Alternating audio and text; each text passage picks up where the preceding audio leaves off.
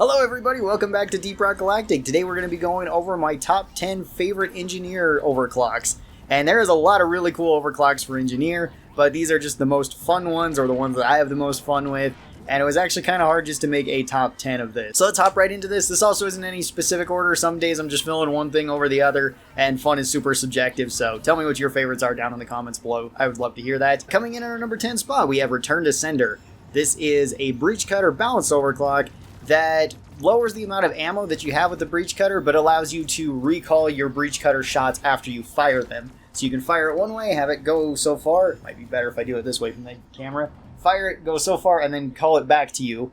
This does depend on the lifetime of the breach cutter shot as to when you can pull it back and how far it will actually pull back. This one can be a little bit awkward to use, especially if you want to use it with the explosive goodbye, which is really cool in combination with this, but it does make it really weird for you to play it. At least it's really weird for me, since you have to fire it, let go of it, and then fire it again while the breach cutter is still going so that it actually explodes, as opposed to what you would usually do where you just fire it and then press again for it to blow up. It can be a super fun overclock, and it can potentially get you a lot of value against large targets. Against crowds it's usually not super necessary, but against big enemies like Praetorians and Oppressors it can be pretty good. Coming in at our number 9 spot, we have another breach cutter overclock. This is Spinning Death. This one is by far the most spectacle of the breach cutter overclocks, besides maybe roll control. This one is an unstable overclock that significantly cuts down on your overall ammo, but it makes it so that when you fire out a breach cutter shot, it just spins in place and becomes a blender and just chops everything up, which is really, really cool. It's very cool to see. It's very good if you have the stun ability on this, or if you do want to take armor breaking and you throw on the lasso from the Loki, then you can slow them as they walk through it and it just chops them up, cuts away their armor, or it stuns them and chops them up that way. It's a really cool overclock. It does struggle against flying enemies quite a bit, and I wouldn't say it's one of the strongest overclocks, but it is a super, super fun overclock. It is also the only engineer overclock that got buffed this season by giving it 2 more ammo, which is pretty cool. Coming in at our number 8 spot, we have Turret Arc. Now, Turret Arc is a really cool overclock when you can get it to work. I'm not that great with Turret Arc, no matter how many times I use it. It still feels a little bit awkward to me. Once you do get it in a really good spot, especially if you're running lures, it can be really strong. What Turret Arc does is whenever you shoot your turret with stubby, so long as you proc the electricity on it, this will start arcing electricity all around the turret. And if you connect it to another turret, you can have this with 2 turrets or multiple turrets because it works on every engineer's turret. So you can connect a line of electric fences, basically, that slow everything down and deal damage to it as long as enemies are standing inside that, as well as allies. It can be a little bit annoying for yourself if you're in a cramped location, you keep zapping yourself and hurting your shields.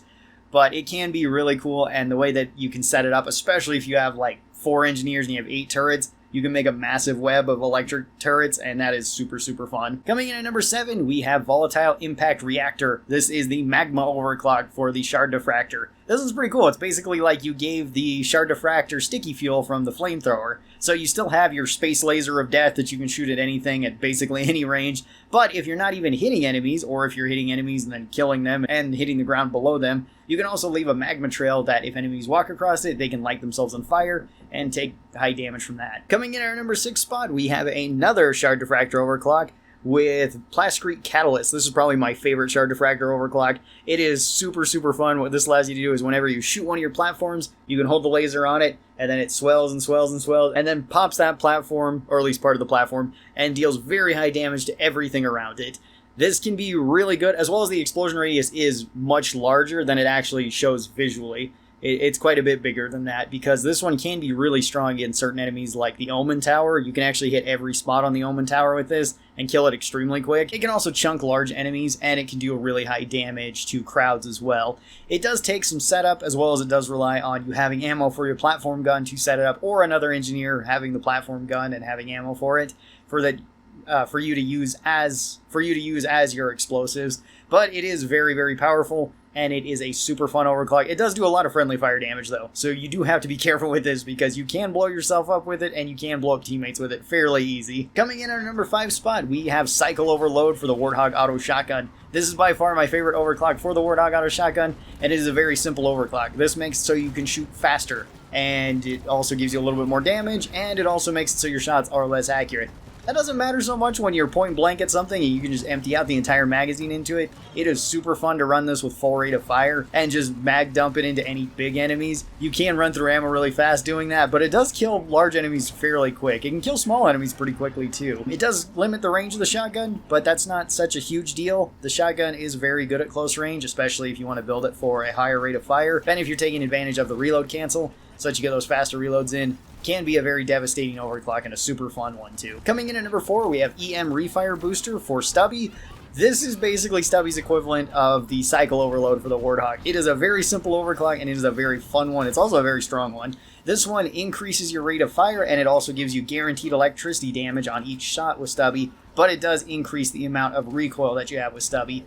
This one is another one that's super fun to run with full rate of fire and have an insanely fast rate of fire, although you do run through ammo really quick with that, so it's not always the best. You can also just take the recoil dampener in tier 2, I believe, and then it's basically just base Stubby, which is still pretty accurate out to longer ranges. A very fun, but also kind of a very basic overclock that just makes it so your gun goes burr a little bit more, which is pretty cool. At number 3, we have the explosive chemical rounds for the Loki. This one is super fun. This is my favorite one for the Loki. It's also probably the strongest one for the Loki, where once you put 3 targets on an enemy or more, and you fire this out, it will then cause an explosion on that third hit to the enemy, which is pretty cool. Or if the enemy was going to die before that, it actually causes the explosion before that, so you can actually just get an explosion with 1 bullet, no matter how many lock-ons you add onto a single target, and you can potentially blow that up and deal damage to everything around it. This is not only a very strong overclock, but it's also a really fun overclock to use, and it also works well against basically everything. It does well against crowds, it does well against big enemies, it has fear on it, which is pretty cool. It breaks armor thanks to the explosion too. It kind of does everything, and with its downside just being that you get a little bit less ammo, that's not such a huge downside because who cares when every shot I fire is an explosion and it does extra damage anyway. Then coming in at number 2, we have Fat Boy. We had to have a grenade launcher overclock on here, and we have to take the nukes. Nukes are just super, super fun. I'm sure everybody saw this one showing up there. This makes it so you get massively reduced amounts of ammo. This deals massive damage to everything in an area, as well as it leaves a big old mushroom cloud. It also terraforms the area by just ripping away parts of the ground. So you can actually use this for mining if you would like, and that's sometimes a legitimate strategy. It just depends on the situation. And nukes are just fantastic for just blowing apart crowds.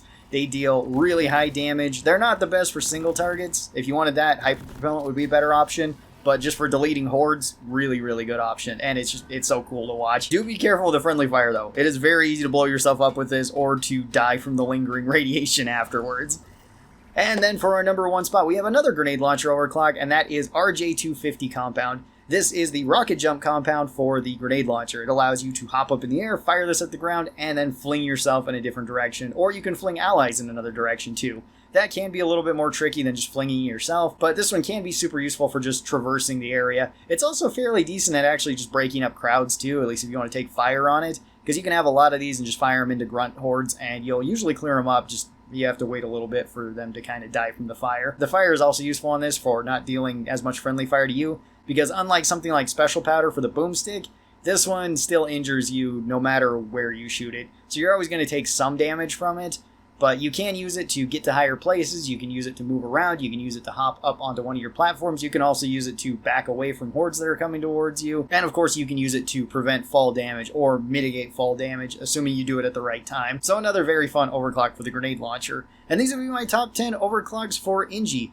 There is a lot of really good ones that I didn't pick on here, like Executioner, we didn't talk about Hyperpropellant, we didn't talk about Overdrive Booster, so there's still a lot of very fun ones to play around with, and Ingi's probably got with some of the best overall overclocks just in terms of feel all the way around. They're very solid. Thank you guys so very much for watching this. Tell me your 10 favorite engineer overclocks down in the comments below. I'd love to hear them, and I will talk to you guys next time. Till then, stay cool and bye-bye!